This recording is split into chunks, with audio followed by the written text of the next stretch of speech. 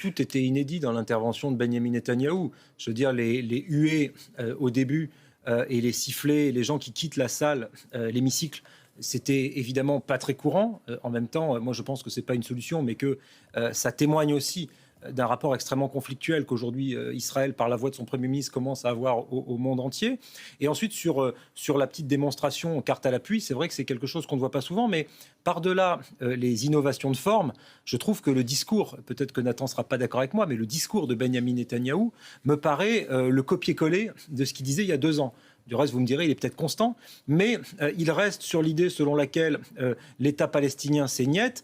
Il accuse en sous-texte Emmanuel Macron et tous les chefs d'État qui ont reconnu l'État de Palestine comme étant des gens qui donnent des cadeaux au Hamas et qui sont quelque part dans une forme, si ce n'est de complicité, en tout cas d'appui ou de soutien quelque part, enfin pas de soutien, mais de valider le 7 octobre, alors qu'il ne s'agit évidemment pas de ça. Et donc, il reste sur une position inflexible, ce qui isole profondément Israël, qui est en train de perdre, on le dit et on le redit, je vais le redire ce soir, qui est en train de perdre la bataille de la communication, parce que dans le monde entier, on est en train de se dire, mais Gaza tapissé de bombes, c'est juste une catastrophe totale.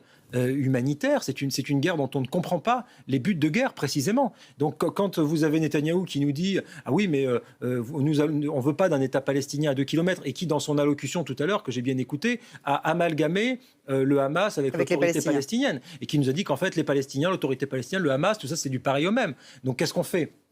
Qu'est-ce qu'on fait des gens qui habitent là? Si on l'écoute, si on va au bout de son raisonnement, il y a un peuple, il y a une nation, il y a des gens qui souffrent et qui sont sous les bombes. Donc il ne donne aucune espèce de porte de sortie, alors que la communauté internationale souhaiterait qu'il en donne. Donc moi je pense que pour reprendre le sous-texte qui est écrit à l'écran, Israël était est-ce que c'est un État paria? Je crois qu'en tout cas, l'intervention de Netanyahou n'a pas aidé à ce qu'Israël revienne un acteur respecté au concert des nations.